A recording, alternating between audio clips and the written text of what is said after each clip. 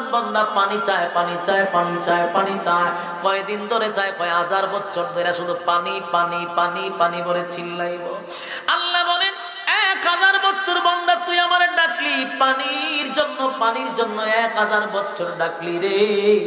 অথচ দুনিয়াতে যদি নুজুলে রহমতের সময় কোনো বান্দা একবার ডাক দিছে, আমি আল্লাহ আমার বান্দার ডাকে 70 বার জবাব দিছি। দুনিয়াতে যদি কোনো বান্দা বান্দি মালিক রে ডাক দেয় রে, মালিক বলেন একবারের ডাকে 70 বার জবাব দেই, 70 বার জবাব দেই।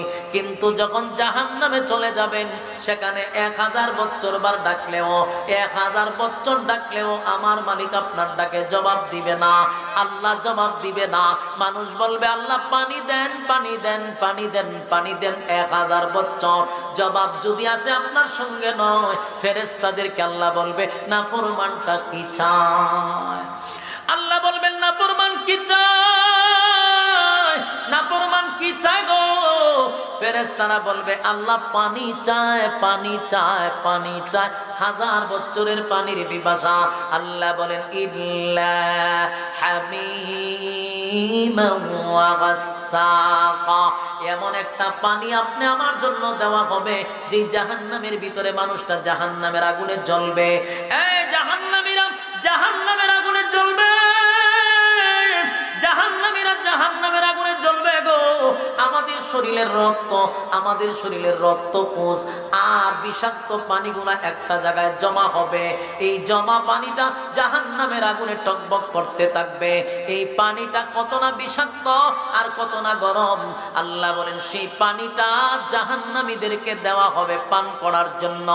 জাহান্নামীরা হাজার হাজার হাজার বছর পর্যন্ত পানির পিপাসা, পানি দেওয়ার পরে ঠান্ডা না গরম দেখার সময় নাই। পানি পাইছে তো পানি পান করবে। যেই মাত্র পানিটা পান করবে, আল্লাহর নবী বলেন পানিটা পান করার সাথে সাথে জিহ্বা সহ ভিতরের নারী বুড়ি যা আছে সবগুলা গলে গলে গলে গলে পায়খানার রাস্তায় বাহির হয়ে যাবে। জাহান্নামীরা চিৎকার দিয়া বলবেন মালিক কি পানি দিলা গো, কি পানি আমারে দিলা? আল্লাহ পানি পান করার আগেই তো বানো ছিল, পানি পান করার আগেই তো বানো ছিল। পানিটা পান করিয়া আল্লাহ কষ্ট তো আরো বেড়ে গেল। আল্লাহ তখন ডাক দিয়া বলবেন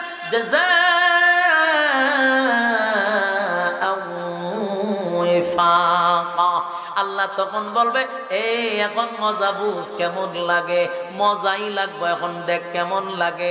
এতক্ষণ তো শারীরিক কষ্ট ভোগ করছেন, আল্লাহর এই কথাটা শোনার পরে আপনার মানসিক কষ্টটাও বেড়ে যাবে।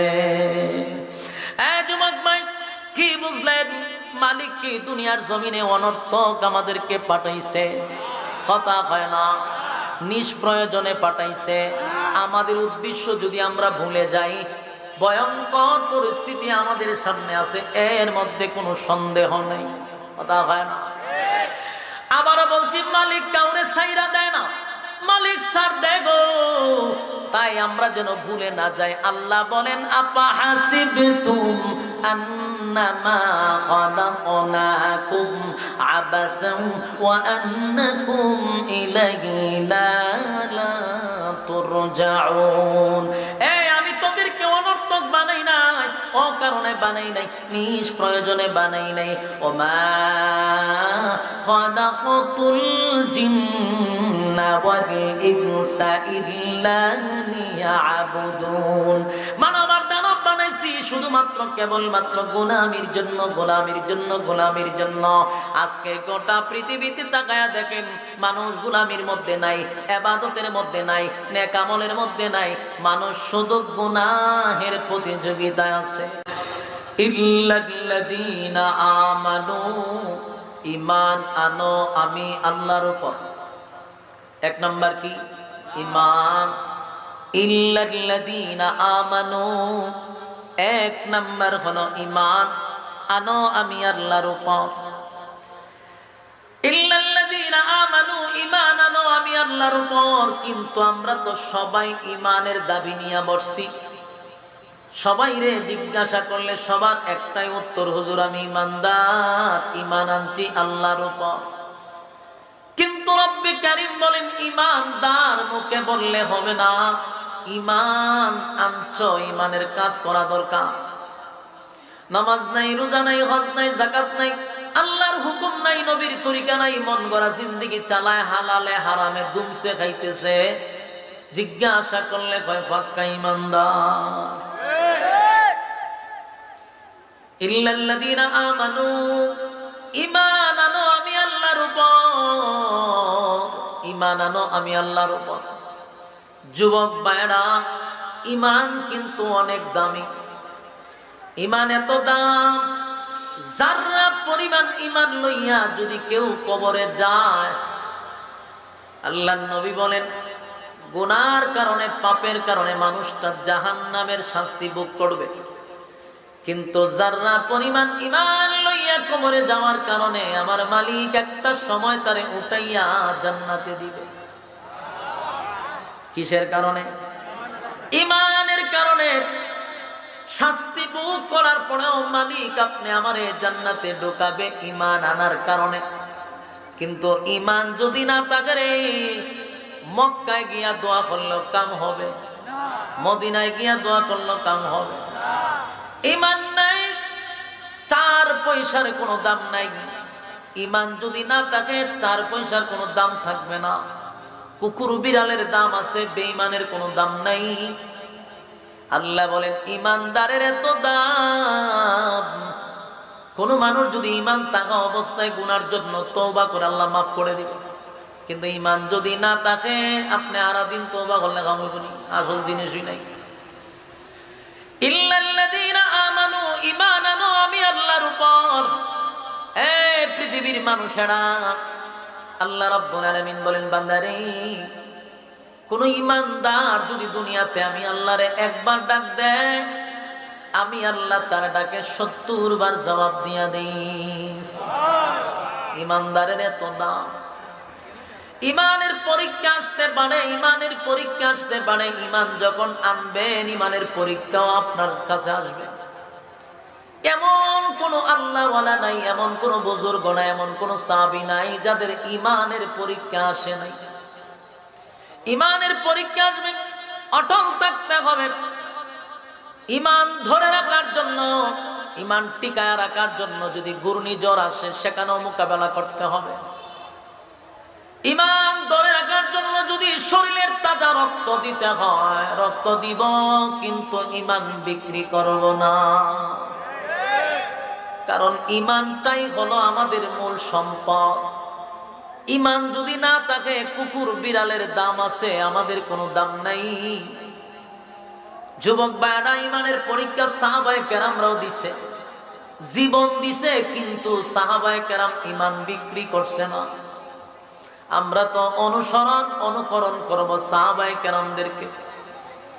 সাহাবায়ে কেরাম যদি ঈমানের জন্য জীবন দেয় গো, ঈমান দেয় নাই, ঈমান দেয় নাই, ঈমান দেয় নাই।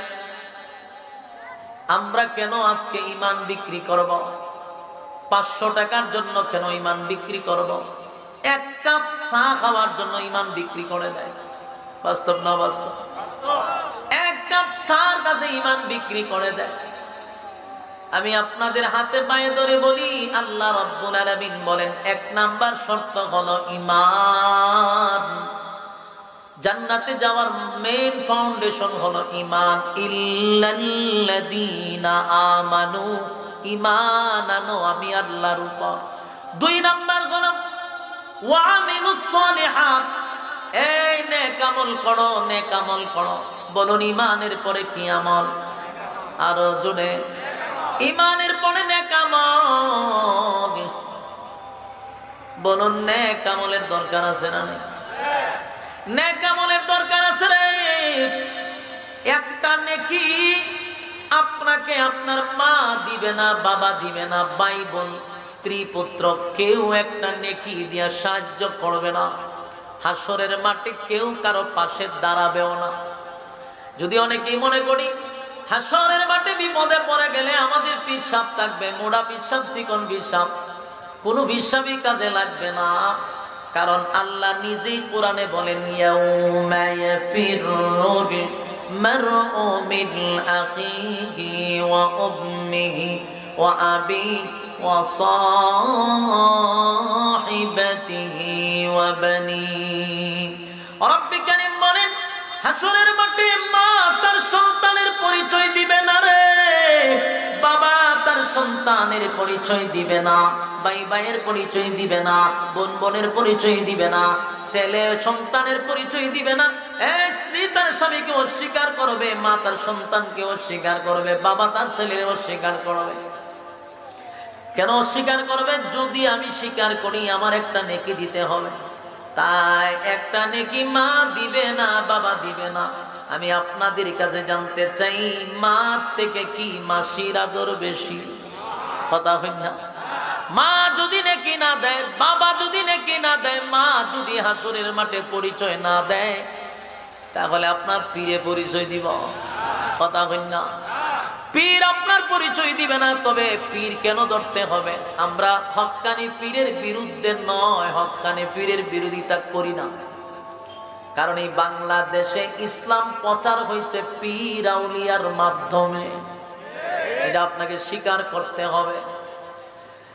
তো আল্লাহর ওলিরা কি আইছিল সাইলে ডাইলে খিচুড়ি বানাইবার লাগিয়া? সাইলে ডাইলে খিচুড়ি খাওয়ানোর জন্য শাহজালাল শাহ পরাণ আসে নাই, আসছে ইসলাম জিন্দা করার জন্য।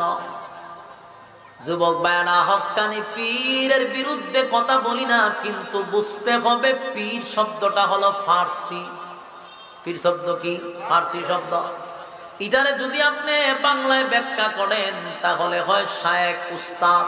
বাংলা ভাষায় উস্তাদ মনে করেন, মাস্টার। হ্যাঁ, মানে শিক্ষা যিনি দেয় ওনারা কি বলে? উস্তাদ দিতে হয়। আমরা পীর মানে উস্তাদ, আমাদেরকে শিক্ষা দিবে। পীরের কাছ থেকে আমরা শিখব কোন দিকে চললে জান্নাতে যাব, কোন দিকে গেলে জাহান্নামে যাব। এই রাস্তাটা দেখানেওয়ালা হলো পীর সাহেব। কিন্তু এখন আর রাস্তা দেখানির টাইম নাই, এখন খালি দেখায় খালা গরু আর খালা ছাগল আর খারা মরুক। অথচ ওনার উচিত ছিল আমাকে ডান রাস্তা দেখায় দেওয়া, যে বাবার এই রাস্তায় চললে তুমি গন্তব্যে পৌঁছতে পারবা। এই রাস্তাটা হলো জান্নাতের রাস্তা। 5 ওয়াক্ত নামাজ, রোজা, হজ, যাকাত, মানুষের সাথে সুন্দর আচরণ ব্যবহার, তাসবিহ তালিম শিক্ষা দিবে। উস্তাদ মানে শিখাইব। কিন্তু এখন আর শিখানির দিন শেষ। এখন হইল গুরু বাংলাদেশ, গুরু আর ছাগলের বাংলাদেশ। বাস্তব না বাস্তব? যুবক ভাই, একটা নেকির এত দাম, পীর তো দূরের কথা, আপন মা তার সন্তানকে একটা নেকি দিয়া কোনোদিন সাহায্য করবে না।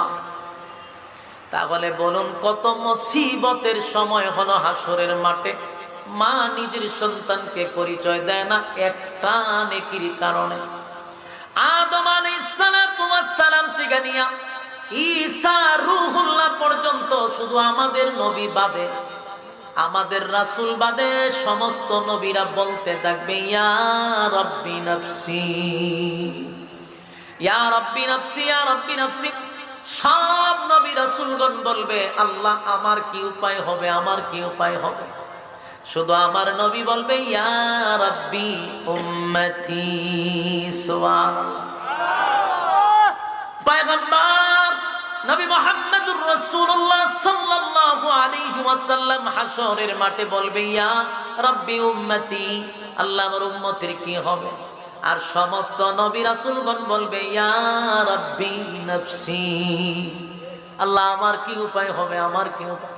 আমি শুধু সাধারণ পাবলিকের কাছে, বিবেকের কাছে প্রশ্ন রাখতে চাই, নবীরা যদি বলে আল্লাহ আমার কি উপায় হবে, এদেশের পীর ফকির কি বলবে আমার উম্মতের কি হবে? কথা কন্যা দি, কেউ কারো কাজে আসবে না, নিজেই নেক আমল অর্জন করতে হবে। দুনিয়াটা হলো নেক আমলের জায়গা, এখানে তাই নেক আমল উপার্জন করেন। অবশ্যই পীর ধরতে হবে। পীর কেন ধরবো? আমাকে যেন পীর শিখায়া দেয়। কথা হয় না? উস্তাদ তো লাগবেই, উস্তাদের কাছ থেকে শিখব নেকি কিভাবে অর্জন করব। অন্য কোন রাস্তার জন্য যেন পীর না ধরা হয়। আমার যুবক ভাইরা, আল্লাহ রাব্বুল আলামিন স্পষ্ট ঘোষণা দিল ইয়াউমা ইয়াফির ওয়া আবি ওয়া সাহিবাতিহি ওয়া বানি। মা সন্তানের পরিচয় দিবে না, বাবা সন্তানের পরিচয় দিবে না। তাই যুবক ভাইদের কাছে বলি, নেকামল ছাড়া কোনো উপায় নাই, নেকামল ছাড়া কোনো উপায় নাই। বাইরে আমার মালিক কি দুনিয়াতে আমাদেরকে অনর্থক বানাইছে?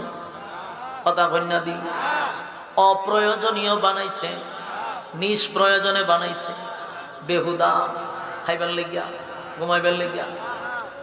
আল্লাহ কোরআনে বলেন, আফাহাসিবতুম আন্নামা খালাকনাকুম আবাসান ওয়া আন্নাকুম ইলাইনা লা তুরজাউন।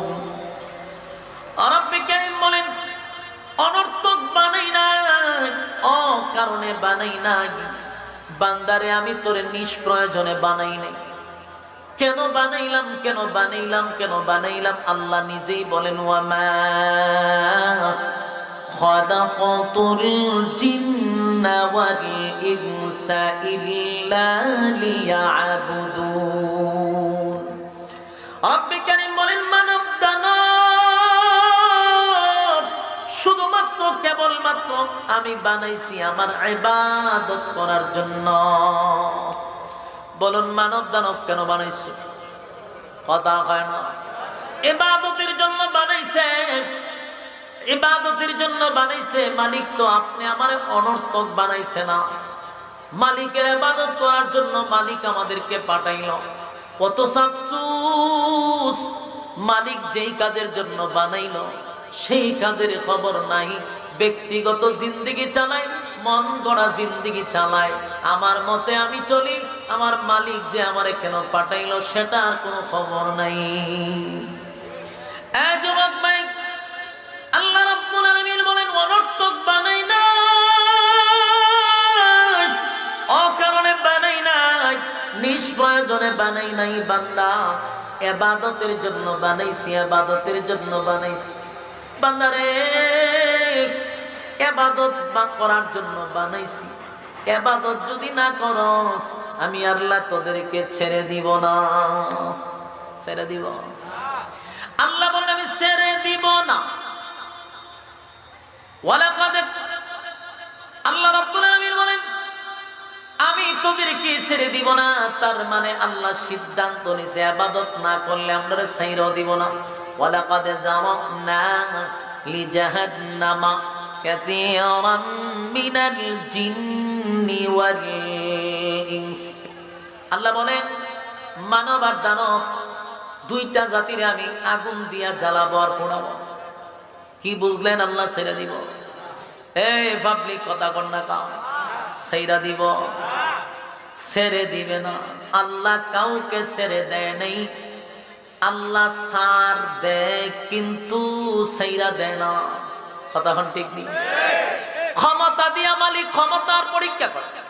ক্ষমতার অপব্যবহার যদি করো, আমি আল্লাহ কিন্তু ছেড়ে দিব না।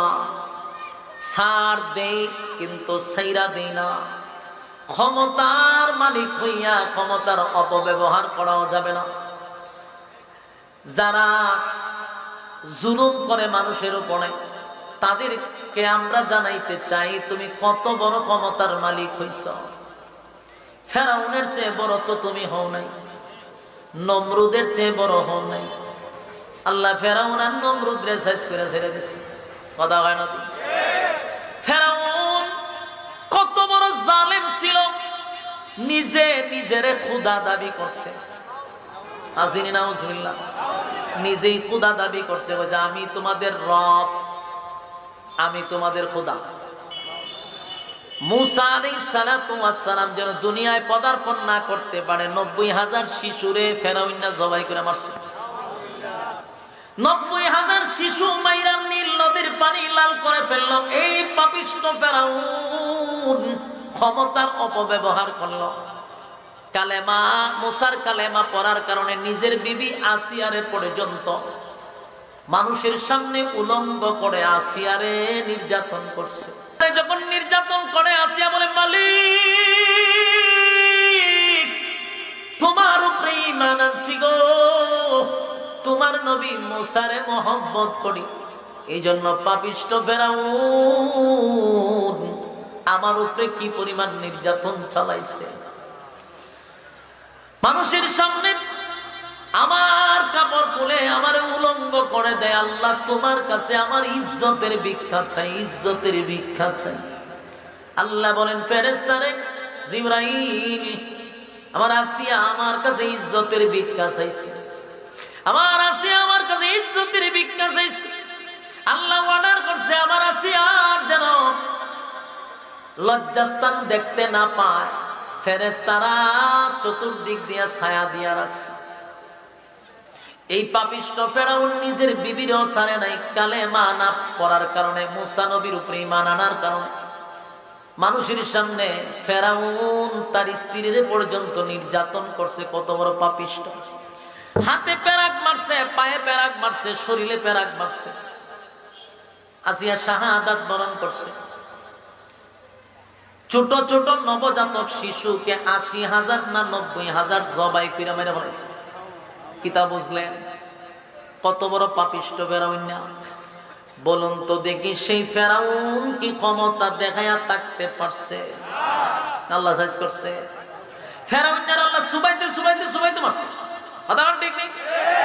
সুবাইতে সুবাইতে মারছে। জনমের সাইজ করা আল্লাহ করছে। গোটা পৃথিবীর মানুষ যেন শিক্ষা গ্রহণ করে। ফেরাউনের লাশটা এখনো মিশরে আছে। আরেকটা হইল নমরুদ। এই নমরুদ কিন্তু মাথা মোড়া নমরুদ। ফেরাউনের চেয়ে মাথা মোড়া আছে।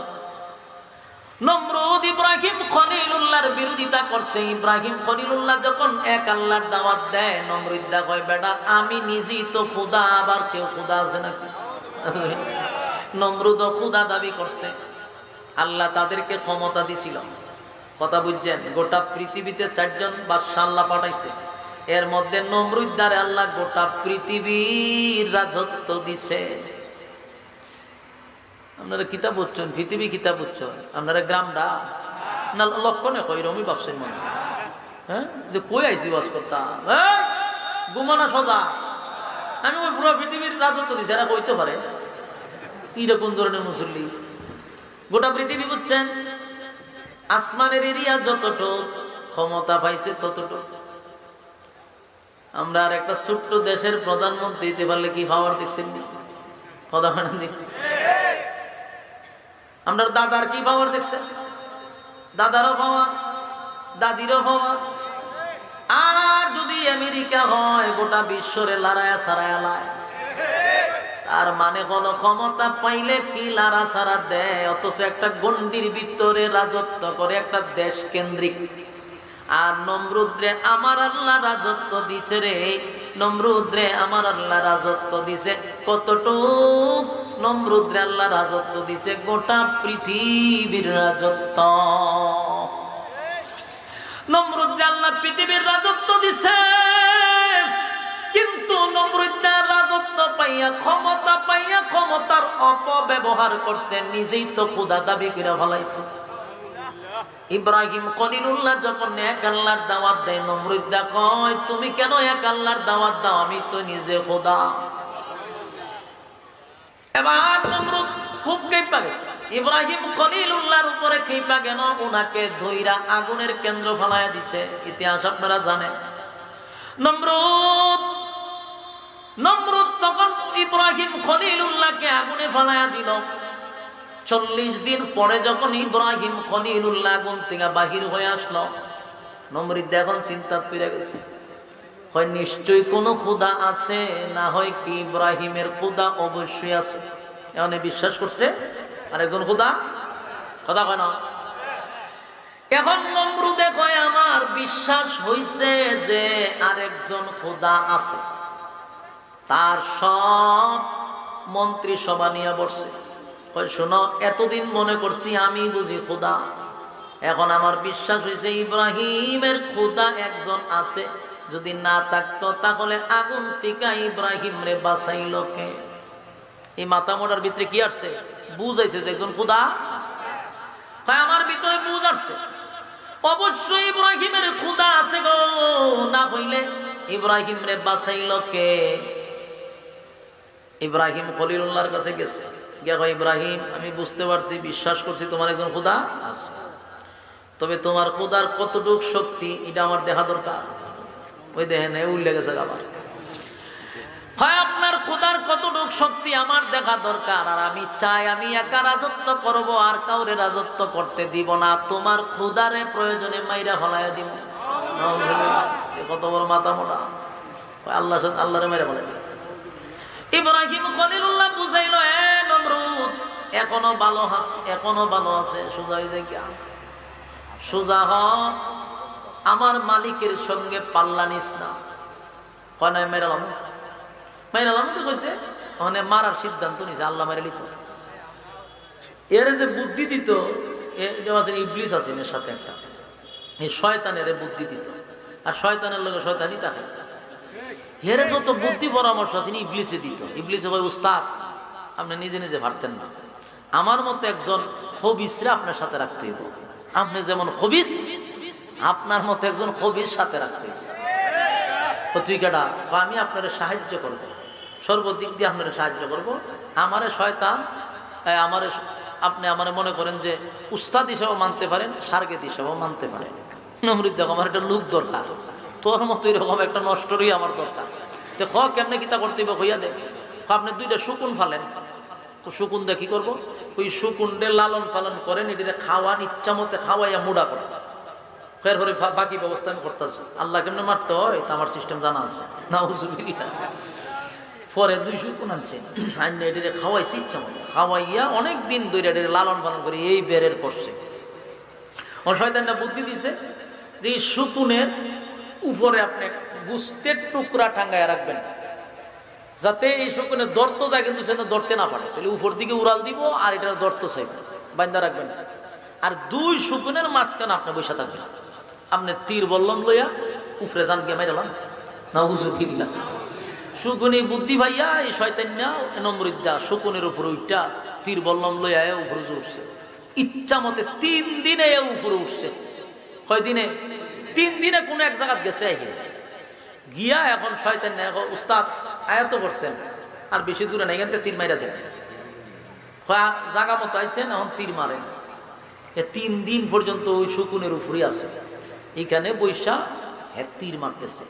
তা আল্লাহ কয় ফেরেশতা হে বড় আশা কইরা, 3 দিন লাগছে এর উপরে উঠতে, যতটুকু আইছে বড় আশা করে আমার মারতো, তে আমার বন্দার আশা আমি ভেঙে লাভি যে তীরের মধ্যে রক্ত লাগাই দেয়, মাছের রক্ত লাগাই দিছে তীরের মধ্যে, তীর আবার ফিরে এর কাছে হে ছায়াতে এর মধ্যে রক্ত লাগাল, মাইরা লাইছি মাইরা লাইছি মাইরা জাগা মতোই আমি আইছি, ঠিক জাগা মতো আমি আইছি। যতটা তীর মারে প্রত্যেকটা তীর তীর রক্ত লাগায়, খুশির সুরে লাফানি শুরু করছে। মিস্টার ইবলিসের কাছে উস্তাদ কি তা খাম ছেড়ে লেছে, হতে আবার আপনি নিচে তো যেমন লাগবে, তখন নিচে যাবো কেমন, এটা তাহলে উপরে যে উঠেও নিচে নামবো কেমন, ওইটা আমার লাগবো, আমি বুদ্ধি স্যার আমরা নাম থাকতাম না, এই জন্য আপনার কাছে আমার রাইট কেন। তখন ওই গুস্তের টুকরা আবার নিচু জুবাইন্দা দিছে, আবার এটা নিচু জুলামা শুরু করছে। নিচু জুলাইম আইসা ইব্রাহিম খলিলুল্লাহর কাছে গিয়া কয় তোমার আল্লাহরে তো মাইরা লইছি, নাউজুবিল্লাহ। ইব্রাহিম খলিলুল্লাহর কাছে গিয়া ইব্রাহিম তোমার আল্লাহরে মাইরা ফলাইছি, বিশ্বাস না করলে দেখো তীরের মধ্যে রক্ত লাগানো, আমি 3 দিন ধরে উপরে অভিযান চালাইছি, চালাইয়া টুকাইয়া বাড়ি ফিরে মাইরা লাইছি। ইব্রাহিম আলাইহিস সালাম বলেন এই খম্বক্তের দল, আমার মালিক রে তুই মারবে কেমনে, আমার মালিকের কোনো আকার আছে, শরীর আছে, তুই মারতে? ইব্রাহিম তুমি বিশ্বাস করো না, তীরের মধ্যে রক্ত লাগায় আমি মাইরা ফালাইছি, এখন আর কোনো খোদা টোদা নাই, আমি একাই খোদা। ইব্রাহিম খলিলুল্লাহ বলেন না, আমার মালিককে মারা তো দূরের কথা, আমার মালিকের কোনো আকার নাই, আমার মালিকের কোনো শরীর নাই। এরে সম্ভব তুই যে আকাশে গেলি তোরে কে বুদ্ধিটা দিছে? তো এত সার্কেত আছে শয়তান, শয়তানে বুদ্ধি দিছে। ইব্রাহিম খলিলুল্লাহ তারে খুব বুঝাইছে, দেখেন আমার মালিক আপনারে খুব মহব্বত করে, তাই তো আপনারে এত সুযোগ দিতেছে, এখনো ভালো আছে, আমার উপরে কালেমা পড়ে ইমান আনেন। নমরুদ্দা কোনো কথা শুনতে রাজি না। ইব্রাহিম খলিলুল্লাহ বলেন, আমার মালিক এখনো আছে এবং আমার মালিক চিরঞ্জীব, আমার মালিকের কোনো মৃত্যু নাই। তুমি যে খোদা দাবি করো তোমার মৃত্যু আছে। নমরুদটা কোনোভাবে বুঝতে পারবে না। তোরে শেষ করলো কি, আচ্ছা তোমার আল্লাহকে বাচ্চা আছে বলে, হয় খুদিলে কাজ করো, তোমার আল্লাহরে কও আমার সাথে যুদ্ধ করতো, আমি তোমার মালিকের সঙ্গে যুদ্ধ করব, যদি আমার সঙ্গে যুদ্ধ করে সে টিকতে পারে তাহলে আমি তোমার খোদার উপরে ঈমান আনবো। আগে হোক যুদ্ধ করবো নি, কত বড় খারাপ লোকে। ইব্রাহিম খলিলুল্লাহ কতবার কত শতবার নমরুদের কাছে দাওয়াত নিয়ে গেছে, অপমান হইয়া আসছে। একটা সময় ইব্রাহিম খলিলুল্লাহ আল্লাহর দরবারে হাত তুলে বলেন, মালিক এই পাপিষ্ঠটা মানুষের বাপ মূর্তি নষ্ট করতেছে, আল্লাহ যারা ঈমান আনছে তাদেরকেও সে ধোঁকা দিতেছে। মালিক সে আপনার সঙ্গে যুদ্ধ করতে চায় গো, আল্লাহ আপনি তাকে আসমানে কোনো ফয়সালা করেন। আল্লাহ ইব্রাহিম সে আমার সঙ্গে যুদ্ধ করতে চায়, কি দিয়া যুদ্ধ করব? ইব্রাহিম খলিলুল্লাহ বলেন, মালিক আপনার বড় কোনো কামান বিমানের দরকার নেই, ছোট্ট একটা প্রাণী দিয়েই তো আপনি ধ্বংস করতে পারেন। তার সঙ্গে যুদ্ধ আবার যদি বড় কোনো প্রাণী হয় তাহলে তার ভিতরে অহংকার ঢুকে যাবে। আল্লাহ অসুবিধা নাই, যুদ্ধ করতো নি, ও রেডি থাকতো। ইব্রাহিম খলিলুল্লাহ বলেন, ঠিক আছে তুমি রেডি থাকো, গজবাইতেছে তোমার উপর। নমরুদ দেখো আমি আমার বাহিনী নিয়ে রেডি, তোমার মালিক কোন সময় আমার সঙ্গে যুদ্ধ করব বলো, আমি আমার বাহিনী রেডি রাখছি। এই নমরুদ 50 কিলোমিটার এরিয়া নিয়ে সেনাবাহিনী দাঁড় করে রাখছে। চিন্তা করেন কত বড় মাথা মোটা, সব বাহিনীর আইনা খাড়া করছে, বলছে একেবারে তীর বল্লম লইয়া রেডি রাখ, কোন সময় বাহিনী তুম দাঁড়াক্কা মেরে দিবি। ইব্রাহিম খলিলুল্লাহ ওই নমরুদ বারবার ইব্রাহিমের কাছে আইসা বলেন, ইব্রাহিম কোথায় তোমার আল্লাহর বাহিনী দিয়ে এখনো আসে না? আমার বাহিনী প্রস্তুত, অস্ত্র নিয়ে প্রস্তুত। ইব্রাহিম খলিলুল্লাহ বলেন, আইতাছে, অপেক্ষা করো অপেক্ষা করো। বারবার বলে, তোমার খোদার অস্ত্র বাহিনী কোথায়? আমি তো রেডি। পাইতেছে কোথায়? আসতেছে। সারাদিন অপেক্ষা, হঠাৎ করে তাকায়া দেখে আকাশটা যেন কালো হয়ে গেছে। নমরুদ কয়, বৃষ্টি আইব নাকি? ইব্রাহিম খলিলুল্লাহ বলেন, বৃষ্টি না, তাকায়া দেখ বাহিনী আসতেছে। হঠাৎ করে তাকায়া দেখে কালো ধোঁয়ার মতো যাকে যাকে যাকে যাকে নিচের দিকে নামতেছে। আল্লাহ রাব্বুল আলামিন বাহিনী পাঠাইছে, এত বড় বাহিনী, যে বাহিনীর নাম হলো মশা। এটা কি দেখতে খুব বড়? আল্লাহর ক্ষুদ্র এক বাহিনী পাঠাইলো। নমরুদ কত বেডাগিরি আর কত অহংকার দেখাইছে, তীর বল্লম লইয়া দাঁড়ায় আছে। আল্লাহ কয়, বড় বাহিনীর দরকার নাই, মশারে পাঠাইয়া দিলাম। এই মশা যখন যাকে যাকে যুদ্ধের ময়দানে নামছে, আল্লাহ রাব্বুল আলামিন অর্ডার দিছে, মশা বাহিনী সাথে সাথে সব বাহিনীর উপরে হামলা শুরু করে দিছে। এরা মারে একটারে, কামড় দেয় 100টা, একটারে মারতে মারতে কামড় দেয় কটা 100টা, দুটোর দিকে কামড়ানি শুরু করছে। হ্যামলেটের ভিতরে না খেয়ে মুখে দিয়ে ঢুকছে, ঢুককে একেবারে মুখ দিয়ে রক্ত বেরানি শুরু হয়েছে। আর এই মশা কোনো সাধারণ মশা ছিল না। আমরা দুনিয়ার মশা রক্ত খায়, আর ওই মশায় গুস্ত সুদ্ধা খায় বলাই তো। এই মশাগুলো সব বাহিনীগুলার জায়গা শেষ করে দিয়েছে। কয়েক মিনিটের ভিতরে একবারে পুরো মাঠ তামা তামা করে দিচ্ছে। নমরুদ না খেয়ে দিয়ে ডুইকা মগজ ঢুকছে, ডুইকা মগজ খামড়াইয়া নমরুদ শেষ করে দিচ্ছে। বলুন ক্ষমতা শেষ নেই? কথা হয় না? ফেরাউনের ক্ষমতা শেষ। নমরুদে বেড়াগিরি দেখাইছিল, আল্লাহ কিন্তু বারবার তারে ছাড় দিছে, ফেরাউনেরও ছাড় দিছে। কিন্তু ছাড় পাওয়ার পরেও যদি ক্ষমতার অপব্যবহার দেখাও, আল্লাহ বলেন, যাই না রাখ, আমি কিন্তু একেবারে ছাইরা দিই না, আমি কিন্তু ছাড় দিই। এই যুবক ভাই, এই পৃথিবীতে বড় বড় বাহাদুর গুলা সাইজ হয়ে গেছে। এখনো যারা ক্ষমতা পাইয়া ক্ষমতার অপব্যবহার করো, ইতিহাস থেকে তোমরা শিক্ষা গ্রহণ করো। তোমরা কিন্তু নমরুদের মতো ক্ষমতা পাও নাই, তোমরা কিন্তু ফেরাউনের মতো ক্ষমতা পাও নাই। তোমাদের ক্ষমতা এগুলা বাতাসে উড়ে যাবে। ইটা ক্ষমতা, ইটা তো কোনো হাতটাই নেই। নমরুদ্দার মতো বেচারা, সারা পৃথিবীর বাদশাহ, ফেরাউন গোটা পৃথিবীর রাজত্ব করে লাইছে, হেরারে শেষ করে ছেড়ে দিছে। ফাতি নেতার সাথী নেতা যদি বেটাগিরি দেখায় খাম হইব নি? কথা কয় না। যুবক ভাই, যেই কথাটা বুঝাইতেছিলাম, বলুন তো দেখি আমরা কি খাওয়ার জন্য, ঘুমানোর জন্য আর বেটাগিরি দেখানোর জন্য আইছি? আল্লাহ বলেন ওয়ামা খালাকাতুল জিন্না ওয়াল ইনসা ইল্লা লিয়াবুদুন। মানব দানব বানাইছি ইবাদতের জন্য। ইবাদত যদি না করস, আমি আল্লাহ কিন্তু ছেড়ে দিব না, ছেড়ে দিব না, জাহান্নামের আগুন দিয়া জ্বালাবো, পোড়াবো। আর আল্লাহ বলেন বান্দারে, তোরা যদি সীমা লঙ্ঘন করস, সীমা লঙ্ঘন করস, শুনে রাখ জাহান্নাম কিন্তু তোদের জন্য রেডি।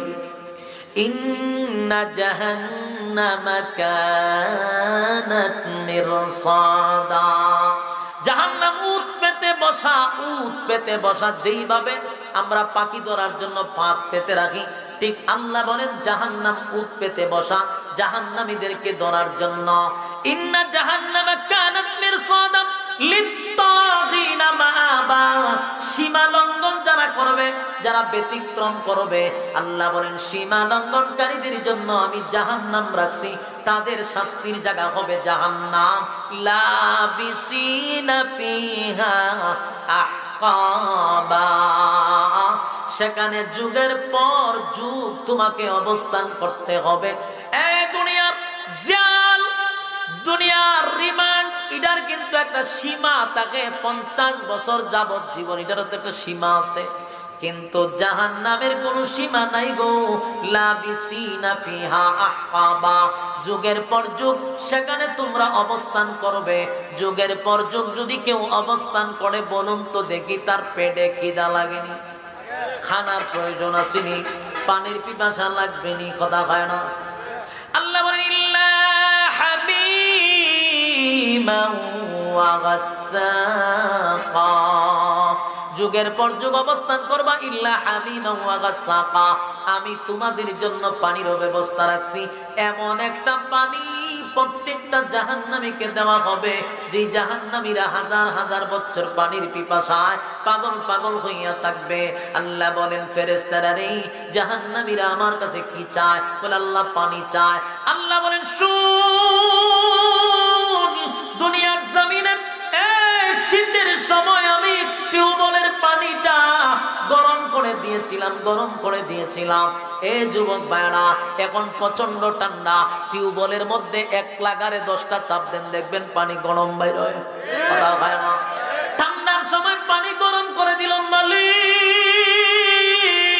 এমনকি গরমের সময়, প্রচন্ড গরমের সময় দেখবেন টিউবওয়েলের পানিটা ঠান্ডা হয়, আর শীতের সময় টিউবওয়েলের পানি গরম হয়।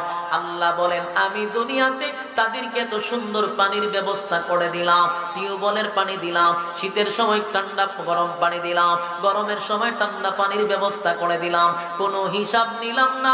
এত পানি পান করলো দুনিয়ার জমিনে, কিন্তু নাফরমান আমার দেওয়া নিয়ামত খাইয়া জীবনটা বল আমি আল্লাহর নাফরমানি করছে, জীবনটা বড় আমি আল্লাহর নাফরমানি করছে, আমার খাইয়া আমার বিরোধিতা করছে। এ যুবক ভাই, রব্বি কারীম বলেন ফেরেশতা শুন, নাফরমান কি চায় গো? ফেরেশতারা বলে আল্লাহ আপনার নাফরমান বান্দা পানি চায়, পানি চায়, পানি চায়, পানি চায়। কয়দিন ধরে চায়? কয় 1000 বছর ধরে শুধু পানি পানি পানি পানি বলে চিল্লাইব। আল্লাহ বলেন 1000 বছর বান্দা তুই আমারে ডাকলি পানির জন্য, পানির জন্য 1000 বছর ডাকলি রে। অথচ দুনিয়াতে যদি নুজুলে রহমতের সময় কোনো বান্দা একবার ডাক দিছে, আমি আল্লাহ আমার বান্দার ডাকে 70 বার জবাব দিছি। দুনিয়াতে যদি কোনো বান্দা বান্দি মালিক রে ডাক দেয় রে, মালিক বলেন একবারের ডাকে 70 বার জবাব দেই, 70 বার জবাব দেই। কিন্তু যখন জাহান্নামে চলে যাবেন, সেখানে 1000 বছর বার ডাকলেও, 1000 বছর ডাকলেও আমার মালিক আপনার ডাকে জবাব দিবে না, আল্লাহ জবাব দিবে না। মানুষ বলবে আল্লাহ পানি দেন, পানি দেন, পানি দেন, পানি দেন। 1000 বছর জবাব যদি আসে আপনার সঙ্গে নয়, ফেরেশতাদেরকে আল্লাহ বলবে নাফরমানটা কি চায়? আল্লাহ বলবেন নাফরমান কি চায়? নাফরমান কি চায় গো? ফেরেশতারা বলবে আল্লাহ পানি চায়, পানি চায়, পানি চায়, 1000 বছরের পানির পিপাসা। আল্লাহ বলেন ইল্লা হামিমান ওয়া গাসসাকা, এমন একটা পানি আপনি আমার জন্য দেওয়া হবে যে জাহান্নামের ভিতরে মানুষটা জাহান্নামের আগুনে জ্বলবে। এই জাহান্নামীরা জাহান্নামের আগুনে জ্বলবে, জাহান্নামীরা জাহান্নামের আগুনে জ্বলবে গো। আমাদের শরীরের রক্ত, আমাদের শরীরের রক্ত পুঁজ আর বিষাক্ত পানিগুলা একটা জায়গায় জমা হবে। এই জমা পানিটা জাহান্নামের আগুনে টকবক করতে থাকবে। এই পানিটা কত না বিষাক্ত আর কত না গরম। আল্লাহ বলেন সেই পানিটা জাহান্নামীদেরকে দেওয়া হবে পান করার জন্য। জাহান্নামীরা হাজার হাজার হাজার বছর পর্যন্ত পানির পিপাসা, পানি দেওয়ার পরে ঠান্ডা না গরম দেখার সময় নাই। পানি পাইছে তো পানি পান করবে। যেই মাত্র পানিটা পান করবে, আল্লাহর নবী বলেন পানিটা পান করার সাথে সাথে জিহ্বা সহ ভিতরের নারী বুড়ি যা আছে সবগুলা গলে গলে গলে গলে পায়খানার রাস্তায় বাহির হয়ে যাবে। এ জাহান্নামীরা চিৎকার দিয়া বলবেন মালিক কি পানি দিলা গো, কি পানি আমারে দিলা? আল্লাহ পানি পান করার আগেই তো ভালো ছিল, পানি পান করার আগেই তো ভালো ছিল। পানিটা পান করিয়া আল্লাহ কষ্ট তো আরো বেড়ে গেল। আল্লাহ তখন ডাক দিয়া বলবেন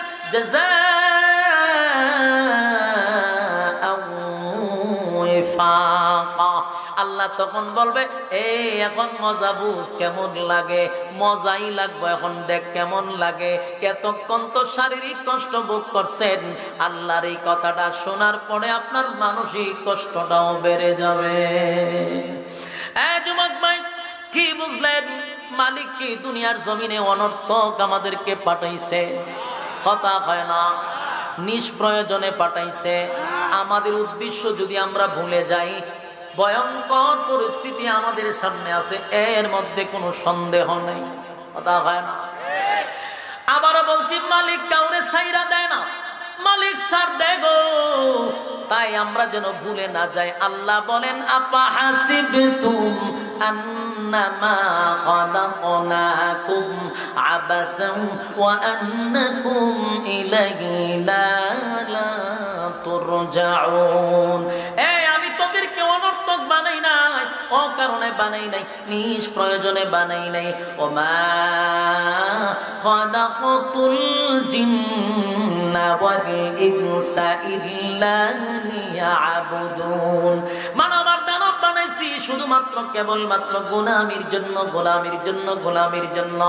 আজকে গোটা পৃথিবীতে তাকায়া দেখেন, মানুষ গোলামির মধ্যে নাই, ইবাদতের মধ্যে নাই, নেক আমলের মধ্যে নাই। মানুষ শুধু গুনাহের প্রতিযোগিতায় আছে। কথা হয় না, গুনাহের প্রতিযোগিতা, গুনাহের প্রতিযোগিতা। এখানে যদি মাহফিল না হইয়া এখানে একটা গানের কনসার্ট হইতো, আর এই গানের কনসার্টের প্রধান অতিথি যদি থাকতো আমাদের মমতাজ আপা, ফাইটাজা গানের মেন হেডকোয়ার্টার, সেই মমতাজ আপা যদি আসতো, বলুন তো দেখি এলাকায় কি টিকিট দিয়েও জায়গা নিত? কথা কন্যা দি যদি বলতো প্যান্ডেলের ভিতরে ঢুকলে 500 টাকা লাগবে, মানুষ 1000 টাকা দিয়ে ঢুকতো। কথা হয় না, সিট পাওয়ার সম্ভাবনা ছিল না। কেন জানেন? মানুষ তো গুনাহের প্রতিযোগিতায় বেশি, নেকির প্রতিযোগিতায় মানুষ কম। কথা বল না। এখানে যদি কনসার্ট হইতো তখন মানুষ কে ওয়াহাবি, কে সুন্নি, কে কোন তরিকার এগুলা চিন্তা করতো না, হয়তো সব দলে একত্রিত হইয়া মমতাজ আপাকে সাপোর্ট দাও। কথা এখন ঠিক নেই। মমতাজ আপার গানে কি কেউ দল তো হয়তো এটা কোন দলের রে? মমতাজ আপারে কোন দলে আনছে? দেখছেন এটা সুন্নি আনছে না ওয়াহাবি আনছে? এটি তালাশ করতো। কথা কই না দি, তখন কোন দলের এটা তালাশ করতো না, আগে আমার সিট লইয়া দে। কথা কই না দি। আর মাহফিল দিলে কয়টা কোন দলের চিন্তা করেন, আর কপালও কি পরিমাণ জুতার বাড়ি পড়ছে। মাহফিল তো খায় কোন দলের? মমতা যাইলে কয়টা কোন দলের বুঝি না, আমার সিট দে, আমার সামনে বইতে। কথা কই না দি। তার মূল কারণ হলো মানুষ গুনাহের প্রতিযোগিতায় বেশি, নেকির প্রতিযোগিতায় মানুষ কম। গুনাহের প্রতিযোগিতায় বেশি, নেকির প্রতিযোগিতায় মানুষ কম। কথা হয় না? যুবক ভাই, চতুর্দিকে শুধু গুনাহের প্রতিযোগিতা, প্রত্যেকটা জায়গায় এখন গুনাহের প্রতিযোগিতা চলছে। মানুষকে কার থেকে বেশি গুনাহ করতে পারবে, কথা হয় না? আগে সমালোচনা চলতো বিভিন্ন হোস্টেলে, সার হোস্টেলে, চায়ের দোকানে। এখন কি আর চায়ের দোকানে সমালোচনা আছে? এখন সব সমালোচনা হইল মিস্টার ফেসবুকে, ঠিক নেই? ঘুমাই রয়েছে দেখবেন, কিন্তু ঘুমায় রয়েছে তো ভালো কথা, লেপ মরি দিয়া বেচারা শুয়ে রয়েছে, কিন্তু লেফের তলে শয়তানে যে কি পরিমাণ লড়াইতেছে এটা ফেসবুকে ঢুকলে বোঝা যায়। হ্যাঁ, এখানে বই লড়াইতেছে, গুতাইতেছে। বলুন, গুনাহের প্রতিযোগিতা এখন সব জায়গায় আছে না নাই? কথা হয় না? আমরা সব গুনাহের প্রতিযোগিতায় থাকার কারণে আজকে কিছু নাট্যকার, কিছু অভিনেতাগুলি আজকে আমাদের সম্মানিত ইমামগণদের ব্যাপারে কথা বলার সাহস পায়। কেন ভাই জানে? আমরা গুতাগুতিত আছি, আমরা ঠেলা ঠেলিত আছি, কারে লাগানো যায়, কারে উঠানো যায়। এই ফাঁকে দিয়া নাট্যকার, চলচ্চিত্রের একজন ফাউল একজন চিত্রনায়ক, যে ডিগবাজি দিয়া খুব সারা বাংলাদেশ বাইরে হয়েছে। ডিগবাজি দে, বালা কথা, তুই ডিগবাজি দে, তোর যেটা মনে হয় সেটা কর। তুই প্রেম ভালোবাসা নিয়ে আস, এটা তুই থাক, তুই যে খামেরই খাম কর। তুই ইমাম সাহেবের নাম লইছ করে মুখ দিয়া, হ্যাঁ, এই ইমাম সাহেবদের নাম নিয়ে কটাক্ষ করে কথা বলে। তার এখন কিছু আর বলতে পারতেছি না, কারণ সে যেহেতু মাপ চাইছে। মাপ যখন কোনো মানুষ চায় তাকে ক্ষমা করে দেওয়া, এটা মহৎ কাজ। শামীম মজুমদার, হ্যাঁ, খতিব কাউন্সিলর, এটার চেয়ারম্যান, শানে সাহাবা, যোগ্য একটা ব্যক্তি, উপস্থাপনা তার খুব সুন্দর। সে এর কাছে গেছে, মাপ চাইছে, মাপ যেহেতু চাইছেন মাফ করে দিলাম, তবে শোনা, ভবিষ্যতে যদি কোনো আলেমদেরকে নিয়ে, ইমামদেরকে নিয়ে কোনো চলচ্চিত্র অঙ্গন থেকে টু শব্দ করা হয়, পরিস্থিতি গুলাতে হবে। ঠিক? শুধু তোমরা নাচানাচি করো, যে যার যোগ্য এটা তুই থাকো। তুমি আদার ব্যাপারে জাহাজের খবর লোকেরে ফাঁপ দিয়ে আখাম পুখাম করে তোরা পিএইচডি করছস, ইমাম সাহেবের নাম লস করে। বেচারা বয়স হয়েছে 40-এর উপরে, এখনো বিয়া করে না। এ বলে প্রেম মাস্টার। কি মাস্টার? বিয়া করস না কেন? তোর কি বিয়ের বয়স হয়েছে না? এখন তো উজুরি গান বোয়া খিতা কইতা। একজনে জিজ্ঞাসা, বিয়ে করস না কেন? যেখানে সস্তায় দুধ পাওয়া যায় আমি গাবি ফালন কেন? কথা বুঝতেছেন? এরা হইলো এই তালিকার লোক। সম্মানিত শুধু আমাদের এই কুচাকুচির কারণে আজকে বাজে শ্রেণীর মানুষরাও আলেমদেরকে নিয়ে কথা বলার সাহসটা পায়। এই জন্য আমরা দুর্বল হলে চলবে না, আমাদের ঐক্যবদ্ধ হতে হবে, এক প্ল্যাটফর্মে আসতে হবে। কে কোন দলের দেখার বিষয় না, ইসলামের জন্য, দ্বীনের জন্য আমরা সবাই এক। কোরআন কয়টা? রাসূল কয়জন? আল্লাহ কয়জন? সবই তুই এক। মাঝখানে দল কেড়ে কেডা ওয়াহাবি কেডা সুন্নি নিবাইছেন? কোন কিতাব আসেনি সুন্নি, কোন কিতাব আসেনি ওয়াহাবি? খবরে গেলে জিগাইব? কোনো কিছু জিগাবে না। সুতরাং ওয়াহাবি সুন্নি দিয়া যারা আমাদেরকে ফাটল সৃষ্টি করতে চায়, এরা সুবিধাবাদী। এরা আপনি আমাদেরকে লাগাইয়া মাঝখান দিকে ফায়দা লুটার জন্য তারা এই ব্যবস্থাটা করছে।